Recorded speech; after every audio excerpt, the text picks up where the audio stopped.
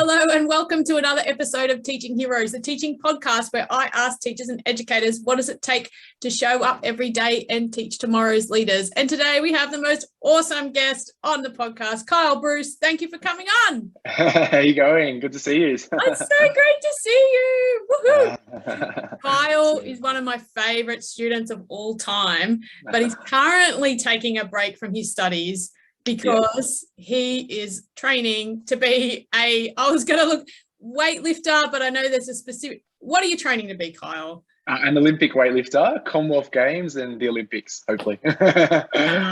So great, so exciting. And I've got Kyle on because not only is he a high performance sport athlete himself, but he also coaches and trains and has his own gym. And I recently found Kyle on Instagram because he's coaching one of my favorite trainers of all time, and found you. And then I was just so inspired by your business and what you're up to. I'm like, oh my gosh, you have to come on the podcast, and I want to hear all about your training and what you're up to. Yeah, such a small world, eh? But I was so happy to like rekindle and stuff, which is awesome. So it's great.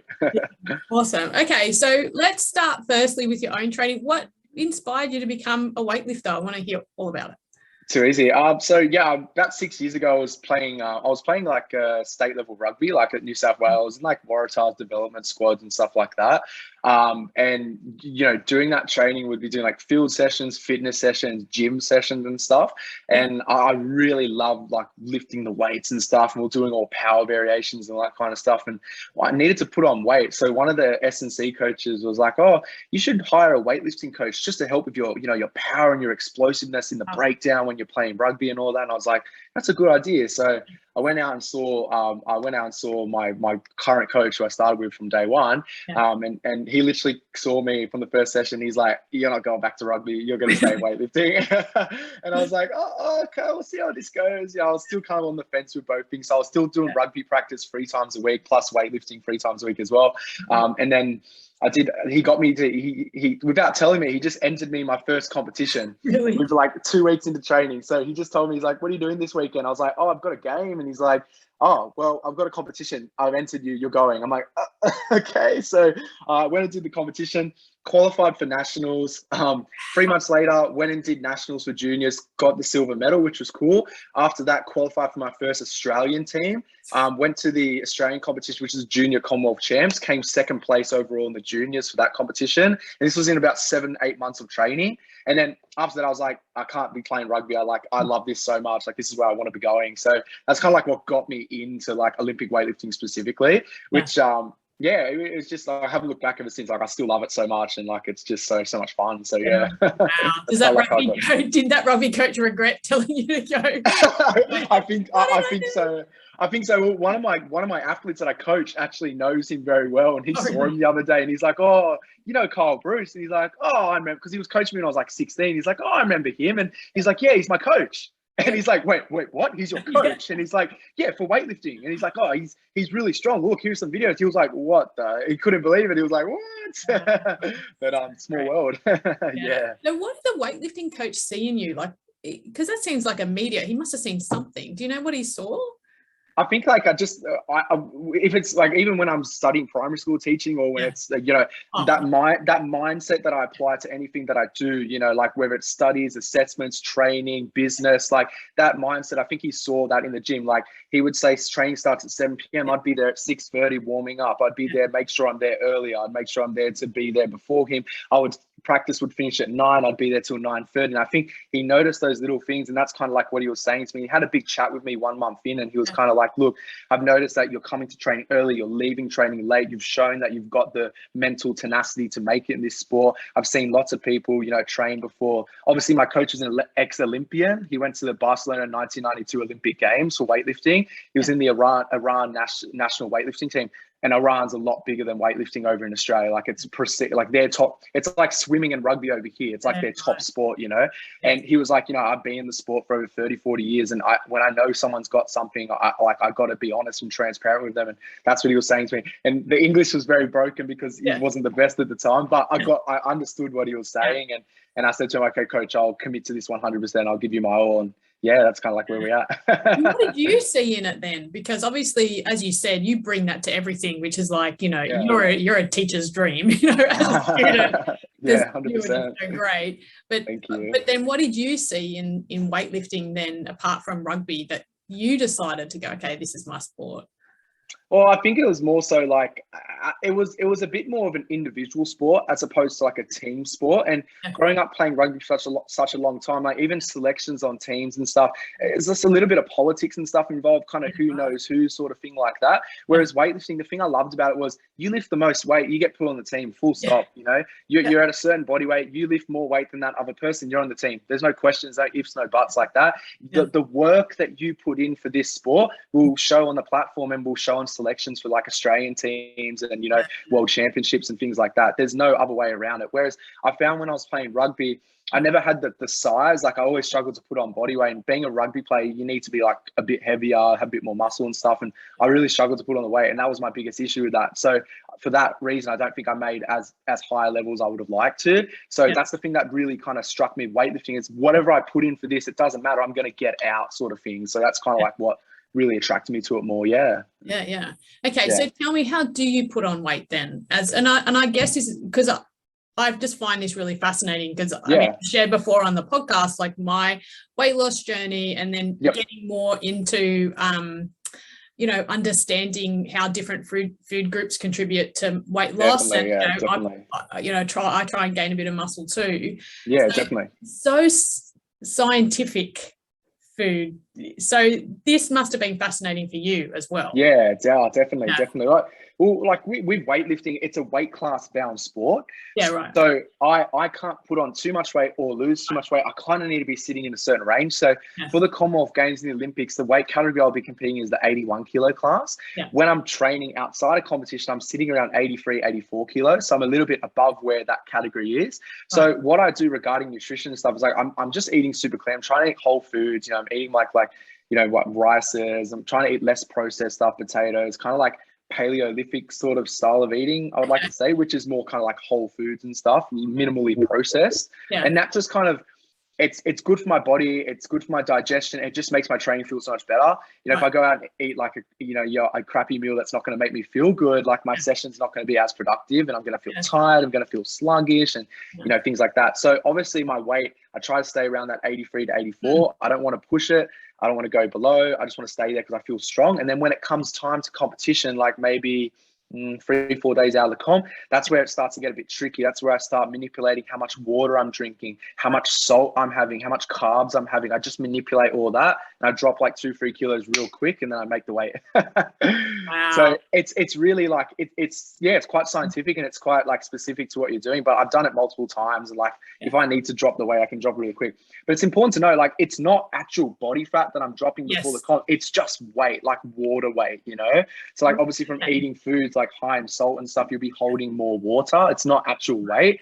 It's not actual fat. It's just water weight. So getting close to a comp, I'll cut all that kind of stuff out. I'll just be sipping on water for days on end, just to get rid of all that water weight so I can get down to that desired weight. So yeah. So you drink more water to lose the water weight? What? I drink less. So I less literally water, I see. Yeah. So like one of the things I do like 3 days out is so if I'm drinking, say, 4 liters of water a day, I'll cut that down to 2 liters. So I've already reduced 2 liters of the water. So my body's going to start getting rid of that. I'm going to start excreting that. I'll start reducing how much salt I'm eating, because the salt will hold more water because of sodium and potassium and stuff.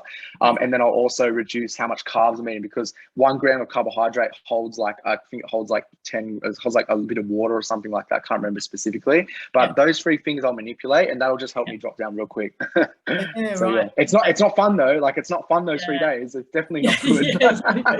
It's not fun at all. But you're craving just a nice cold glass of water. That's it. But that's kind of how I get there. And then, so when you're training, then do you want that bit of extra weight then when you're training to to build up that strength? 100%. I mean, there's lots of factors going into why you'd want, like, obviously a little bit extra weight. You're going to feel stronger because you have some more body weight.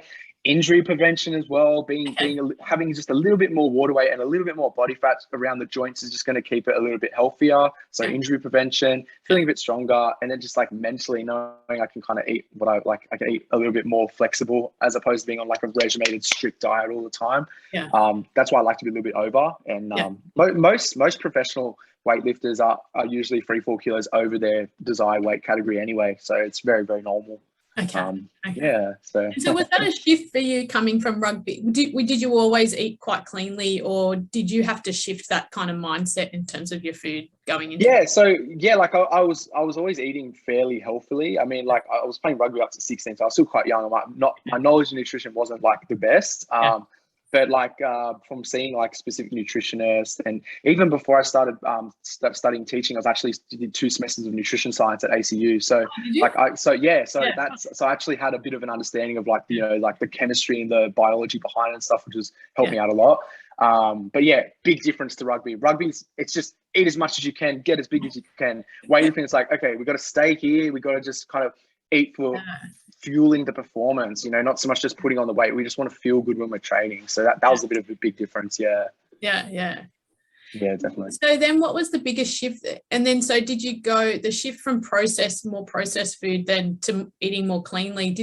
Is that something that I mean, I get it, right? Because you do when you eat less processed food, but how did you was that a mind shift as well going into definitely. I mean, like going from like being like a young teenager just kind of eating whatever you want, not really like worrying about stuff, to like getting to a level where it's like, oh, okay, this stuff's actually going to impact my performance and it's going to make me train differently. It was a big difference. But I mean, it took some time, but I'm quite well adjusted to it now. And like I still have balance. Like I still have times where I might go out and have like a cheesecake or have something that's not quote unquote healthy. But balance is really important in that regard as well. As long as I'm just I'm being balanced with it, and like the overall approach is it's stable, then it's okay. So I saw like you did a post I don't know, a week or so ago around how you're being able to maintain your weight and your appearance through just healthy eating, and there were a few people questioning you, going like, there's no way you could do that with just eating, and you're like, it's true, no drugs. I'm just I get a lot of like performance enhancing drugs, like steroid accusations, like quite a lot. Like I've actually been dealing with these accusations since I was like 15, 16. Like even when I was in high school, I had a nickname. They called me Peptides. That was my nickname in high school. Just because I was just so much bigger, like so much more vascular, and I had so much more muscle than the kids in my age and stuff.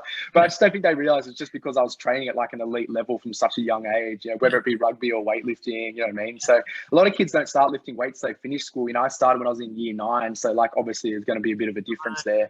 But like I've had lots of those accusations and stuff, and my place in weightlifting in Australia right now, like being the ranked #1 male in the country for the sport, like it's going to come with that, like and a lot of people don't think it's possible, but like I get routinely drug tested. Like this year alone, I've been drug tested 9 times, even during COVID. Like even during the lockdown, I would still get knocks on the door at 6 a.m. saying, we're here to test you, Really? So drug testing in Australia, it's legit. Like it's there's no stuffing around with that. Like if people think you're at an elite level and you're doping, they're wrong. Not in Australia. It's other countries maybe a little bit different. But in Australia, definitely not. I definitely don't think so. Wow. And does that come from? Is that just because you're a registered player, as you say, you're ranked #1, so therefore the elite? I don't know, what body is it? So with it, like you get put onto a testing pool. So obviously if you just start weightlifting, you're at a novice sort of level, you still could get drug tested. Like there's still when you sign up for any, like if I sign up for my state, which is New South Wales, I have to sign a thing saying I disclose that I may be subject to drug testing in competition or out of competition. Signing up to any Olympic based sport, so weightlifting, anything that's in the Olympics, swimming, anything like that, you're subject to drug testing because it's an Olympic sport, obviously.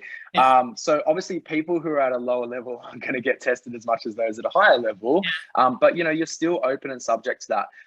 In weightlifting in Australia, there's grades. So there's like there's there's elite, A, B, C, D, E, all the way down to like I think G, F, like that. And the higher your grade obviously is, the more chance of getting drug tested. So I'm elite. There's only 2 males right now in Australia that are actually elite. So obviously with that, I'm going to probably get drug tested more than someone who's at G level per se. But, you know, people that are A, B, C still get tested. Like, you know, there's still things involved with that. But yeah, that's kind of how like it all works. So I'm on a registered testing pool. Once you get put to like an A grade level in weightlifting, you get put onto a registered testing pool, which means you've got to put your whereabouts down every single day. So, wow, really? Yeah, so it's called so it's called ADAMS. It's called the anti-doping. Yeah, it's like a world one. I got to go into my calendar and I got to put down where I'm going to be every single day. So like if I'm, for example, like today, I put down where my address is, where I live. I put down where I'm going to be training at night, which will be at my other gym. So I've got to put that down every day. And I've also got to put down a 1 hour slot for testing to make myself available for that. So if they come to test me in that 1 hour slot and I'm out, you know, eating out or something, then like I could potentially risk getting a ban because I haven't complied with my testing and stuff. So it's really full on, you know, a little bit annoying sometimes. Yeah, but what a commitment, Kyle. I mean, that's just, let's go back to your mindset though, because I found it really fascinating. And as I said, you know, as my student, and you came to me with a few, you know, you wanted to improve your writing, and I said this, and you just like did it, it just like worked, and I was like, wow, who is this guy? That's it. Yeah. But so where did that come from? Have you always had that, or?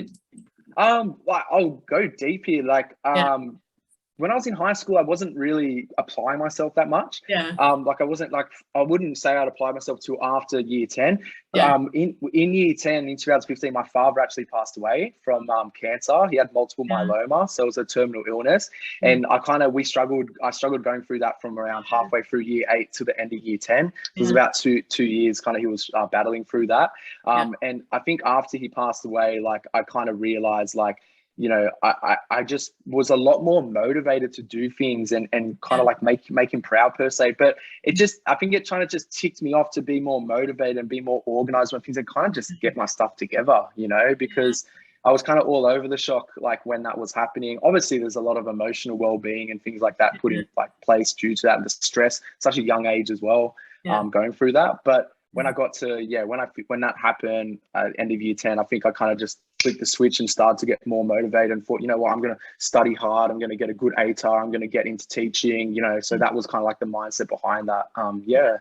And then that switched then to your sport as well. So then 100%, like your whole kind of way of thinking about exactly. Yeah, that's exactly right. And I mean, I would say that was probably another influential factor as to why I kind of stopped rugby as well. That was kind of me and my dad's thing. Like we would go to training together. We would go to games together. He would give me ice baths after training, protein shakes. Like he would be my full elite. He'd be like my coach, you know? And then when he passed away, it just didn't really feel the same. So that was kind of also another factor. Obviously, besides that S&C coach telling me about weightlifting, I think like weightlifting was a new thing because I didn't do it before he passed away. It was my thing. It's something that I've done by myself. So everything I've achieved in weightlifting is all on my own merit and accord. I haven't had anyone help me with that. So that's something that I'm quite proud of my achievements. I know everything that I've achieved in this sport is just solely on my own, you know, my own effort.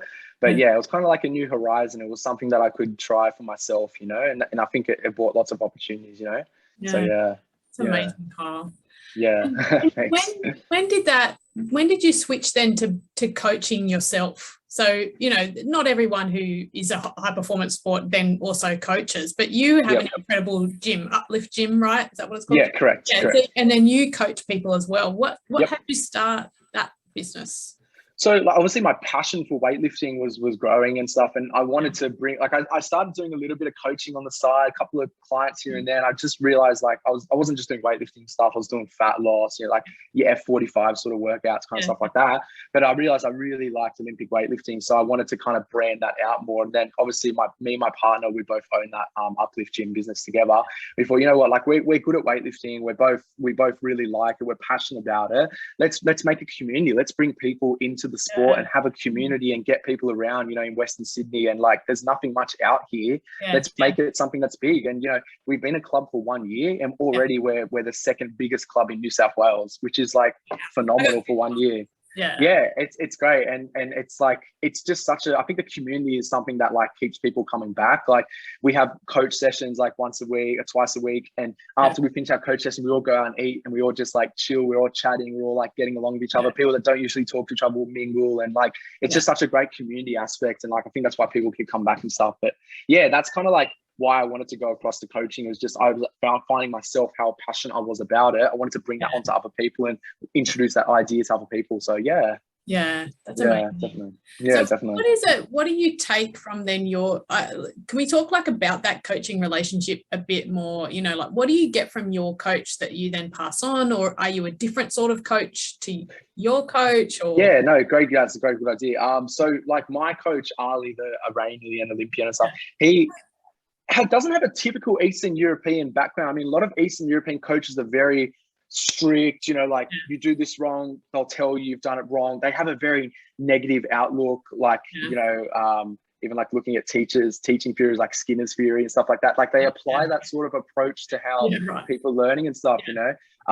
But he doesn't have that. He's just so calm, so collective. He's so nice. Like I do something wrong, he's like, it's okay, mate, no problem. Like, let's just focus. Like, you know, he's just cool, calm, collect sort of approach is what I've put onto my, you know, clients and my athletes, you know, in that relationship. So I've definitely taken on like his qualities and tried to apply that to myself as a coach. And I feel like that's why it kind of works out. It's not, you know, weightlifting in Australia, like a lot of old school coaches are very strict, you know, they'll tell you if you're doing something wrong. You know, I have that balance obviously, but I like to be very positive reinforcement, you know, like positive, negative, positive, always leading like that. So yeah, that's kind of like my approach in that. Yeah. Do you have a story? You know, it'd be great to hear about, you know, a story of someone that you've coached and okay, let me think. Well, let's just say like, so one of my clients that I started with this year, he's a really light guy. Like he only weighs like 55 kilos, like super light, and he's like 28 years old, and he wanted to start weightlifting, and like obviously he'd never been to like a gym before or anything like that, and he's like, I want to start weightlifting, and I'm like, and already when he started, I'm like, I'm getting out the rankings list in Australia. I'm like, mate, like this is where we need to be. Like we can get there. I swear you can do it. You can do it. So we actually did his first comp 3 weeks ago after about 5 months of training with me. He's actually top 3 in his weight class in Australia after doing his first competition. So like, that's like a little success sort of story, like kind of like a go against the stereotype. Like his whole life, he's always been really small. So he's never really appealed to wanting to lift weights and stuff. But like he's come to see me and I've made him like, he's like obsessed with it. Like he trains 6 times a week. Like he's eating healthy all the time. Like he's like always sending me videos going, what can I do better? How can I fix this? Like, it's just great. And it's like, I guess that's a little success story, like seeing his mindset, you know, from being, I think his confidence grown as well. Like just kind of being like, oh, I'm not really sure, like to being like a confident, strong figure, you know?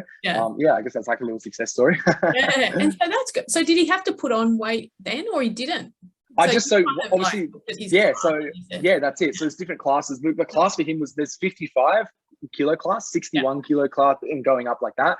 He's around 54, 55 minutes on the kilo. We'll just stay in that weight class. We don't need to go up. We don't need to go down. Just kind of stay there, you know? And like, did his first comp 3 weeks ago and placed top 3 in Australia already after 4 months. I'm like, man, I'm like motivated. I'm like, bro, we can make this. We can go to number 1. Like we can do this, you know? And like, he's so motivated right now. It's awesome. Like they're the moments that I love. Like I love doing this. Like I love coaching and stuff. It makes me see their smile and see how much they're enjoying it. It's like, oh, I love this, you know? So yeah, that's so great.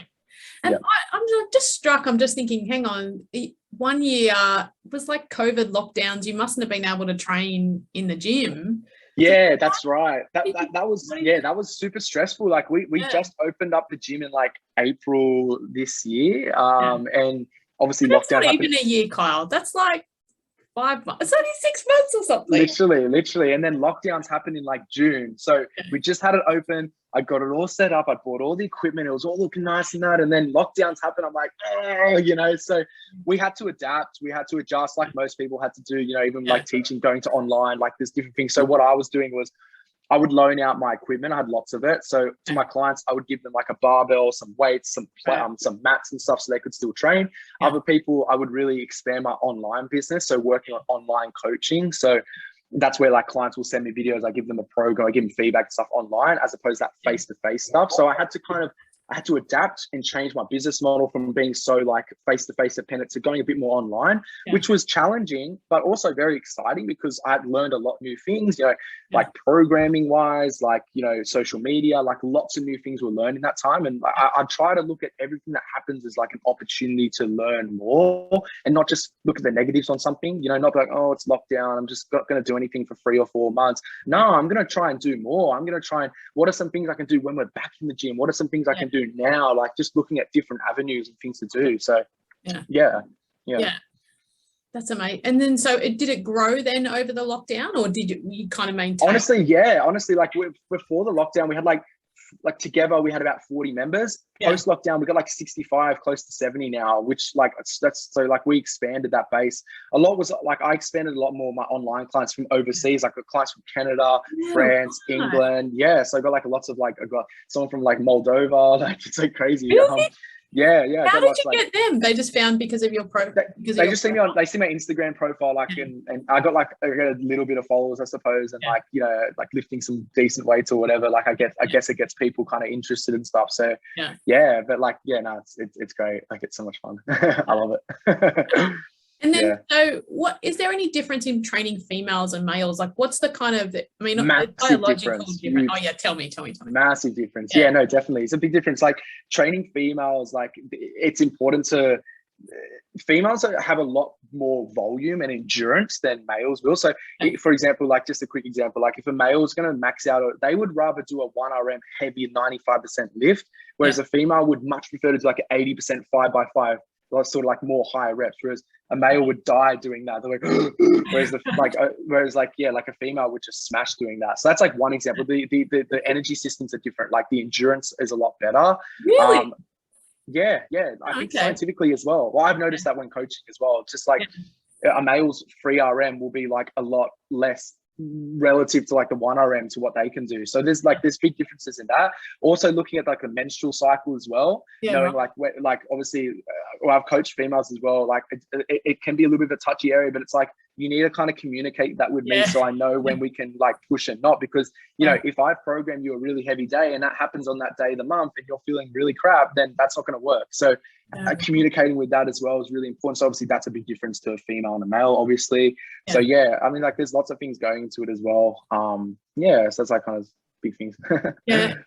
What about coaching style? Like, what about is that any different between males and females? I try to apply the same cool, calm, like positive reinforcement type coaching to all my clients, whether it's a female or a male. Sometimes females like a little bit more nurturing and stuff, sort of thing like that, a little bit. I mean, like I said, I try to keep it the same though. Like I don't really I just try to keep it similar, I suppose. Like some of my male clients like a bit more kind of toughness, you know, like like that, which I guess that's quite stereotypical, but I mean, pretty similar. I wouldn't really change much. What about nutrition then? Is there any difference between? Obviously, like males, like energy requirements will probably be a little bit higher. Like there's more muscle mass, I suppose, like body weight as well. So probably like nutrition wise, a bit less calories and stuff they'll be consuming than a male would be. But I guess that's probably like the only real big difference. Like nothing in terms of the macros, like, you know, I try to keep it the same all around, to be honest. Like some people respond differently. Some people like more fats than less carbs. Some people like, you know, less protein, more like fats, things like that. Some people are different in that regard. Like obviously I communicate with them, but I try to keep it quite similar. Right. Okay. And that doesn't affect to the way they lift or anything like that? It's not that I notice entirely, but if I do feel like nutrition is a factor like affecting their lifts, that's when we'll sit down, have a chat and kind of go over what we're doing and stuff. So sometimes. Do you find that the nutrition side of the coaching is easier or hard? Like, I guess once you're training at the, you know, I mean, getting you and your partner as a coach, you're kind of dedicated anyway. I'm just kind of curious about, you know, knowing how strict you have to be with your diet. Is that a struggle for people, or do you kind of it's probably like it's probably one of the first things that goes besides the training. Like I find the training is not that difficult for most people. Like it's easy to have a set program, have set weights, a set exercise, know what you're doing every single day. Sticking to that diet consistently is like the hardest thing I find for most people, and that's probably one of the biggest factors into what limits their progress in the gym. Right. You know,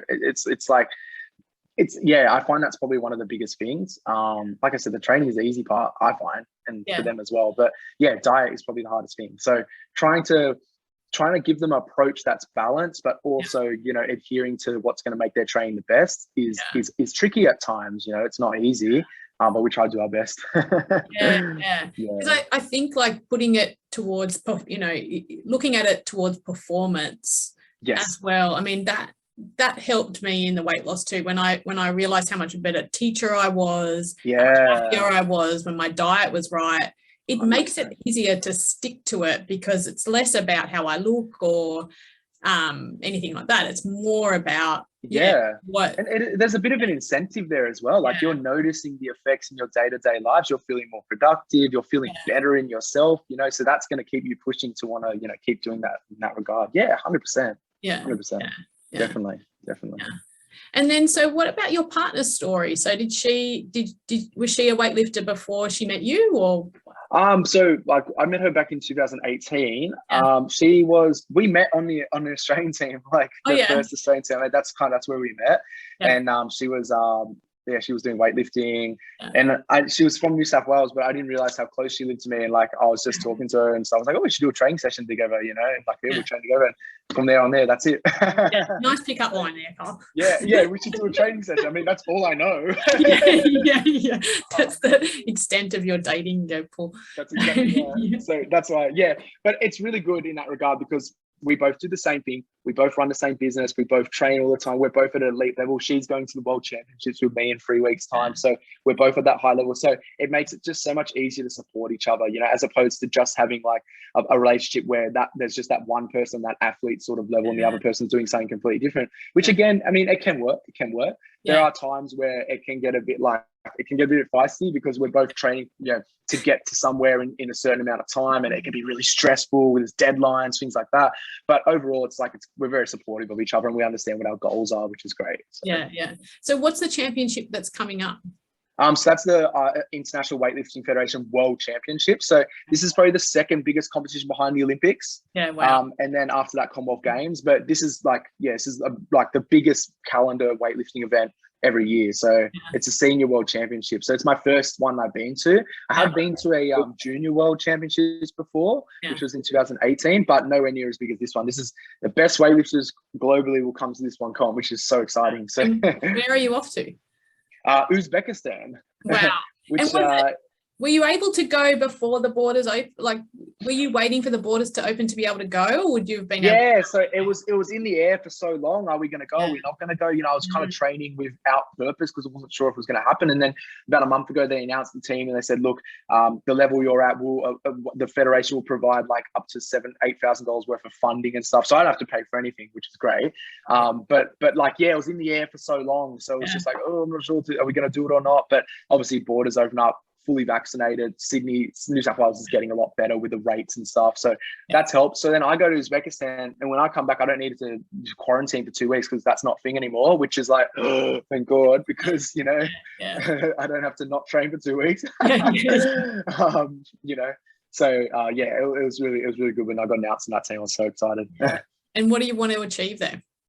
So obviously, like, World Championships it is a big competition, and lots of people lifting. Honestly, like my goal is to come like top 10 in the world. If I can make top 10, I'll be really happy with myself. That will put me in like a close position leading up to 2024 Olympics. But if I can make the top 10, obviously it's my first big competition, like I'm very nerve-wracking and stuff, trying not to think like that. But if I can come top 10, and you know what, if I can just do the best I can do, I'm happy. You know, I know that like leading up to this, I've done the most I can. I've tried my hardest. And like I said, business, anything that I do, I know I put in the work. So, you know, whatever happens on the day happens on the day. And that's that mindset I like to approach to my lifting and you know, my life in general. Whatever happens, happens. I'm not putting too much emphasis on it. I'm not thinking about, I've got to lift this, I've got to lift that. I'm just going there and saying, you know what, I've done everything I can. What I do on the day happens. If it goes well, it goes well. If it doesn't, it doesn't. Not going to have a skip. It's fine. You know, it's all good. Like, that's my mindset going into it. So that way, I set myself up for whatever outcome, and it's fine. Like, I don't get affected or anything. It's all good. And then Commonwealth Games, are they next year or the year after? They're next year. So they're going to be in June, July, I think. July, August next year. It's in Birmingham, which is going to be super exciting. So I've just got to do this competition at World Championships, hit a total, and I'm pretty much guaranteed to qualify for the games. So which is exciting. So and then 2024 for the Olympics. I'll be pushing for that 100%. Easy. So, that attitude then, Kyle, are you ever going to come back to teaching? You're going to be definitely 100%. Like I want to, my plan is I just want to focus solely now for Commonwealth Games, Olympics, and obviously my business and stuff. But after I finish the Olympics, like I'm definitely going to take a step back from competitive, you know, lifting and stuff, just because there's really not much to achieve after you've been to the Olympics, I suppose. Like, yeah, that's pretty much the pinnacle of any athlete sort of, you know, endeavor, even growing up as a child. Like that's what everyone strives for, you know. After that, like, I wouldn't say I'm satisfied, but like I definitely say I'm happy with it. So after that, I definitely want to come back and like pursue that and finish that, because I'm in third year now, so like I don't have much to go, you know. So I want to get my teaching number and get out there and, you know, get into it. So yeah, I definitely will, 100%. Yeah, amazing. And snap, like I can just imagine you're going to get snapped up. I mean, no, I tried to poach you for my kids' school. It was unethical and I couldn't. No, definitely. I had so much fun on prac last year. It was great. It was so good. That was tricky in itself, balancing that with training, but it was good fun. Like it was good. I really enjoyed it. Yeah, amazing. Yeah. And what is there I was just thinking, you know, if after the Olympics, is there like an age, you know, thinking about the impact on your body, you know, how long can you lift for? So competitive weightlifting, like honestly, the age isn't like probably late 20s, maybe early 30s is probably like your stint of the career. So, you know, I could be doing this potentially for another 8-10 years like that. Do I want to be doing it for that long? Honestly, no. Like I enjoy it, but the cost of being an athlete, like the body, the emotional stress, you know, like the injuries consistently, you know, mental fatigue, and just not making as much like, you know, money as what I'd like to be making. You know, there's lots of impacts and stuff. I don't want to be doing this for a long time. Like I enjoy it. It's a hobby. It's all for myself. But you know, once I've hit those goals that I really want to achieve, I want to finish my degree. I want to, you know, work on my business, lots of things kind of going on there. So I don't want to do this forever. Pass on the amazing, you know, information that you have onto the next generation of lifters. 100%. Yeah, that's it. Just educating people. Yeah, exactly. Oh, amazing. Kyle, you just inspire me so much. I just thanks, so excited for you. Can we watch you? Can we watch you? I'll put it on my social media and stuff, but yeah, I'll put a link up in that. So I think I'll be competing around 8 p.m. on a Sunday on the 12th of December. Okay. Yeah, so because it's 6 hours behind in Uzbekistan, so I haven't got the entry list out just yet, so I'm not even sure if I'm in an A or a B session. I'm not 100% sure, but yeah, once I know that, I'll put it all up, and you know, you'll be able to see it. I'll be very excited. No doubt, Kyle, you're just gonna smash it, and then thanks so much. You know, and then I just see, you know, you're gonna be like world-class coach as well, and that's it. Yeah, more and more experience. 100%. It's good, great. Thanks so much for coming on the podcast, and no problem. Like, I'll be following you on awesome that for sure. No, maybe likewise. I'll come out to the gym. Yeah, come in anytime. It's just some weightlifting. How good. Okay, awesome. I've got some ways to go. Yeah, that's it. We'll get there. It's all good. It's great. It's great seeing you. Good catching up. Okay. Too easy. See you later. That has been another episode of Teaching Heroes, and we'll see you all next week. Bye. Yeah.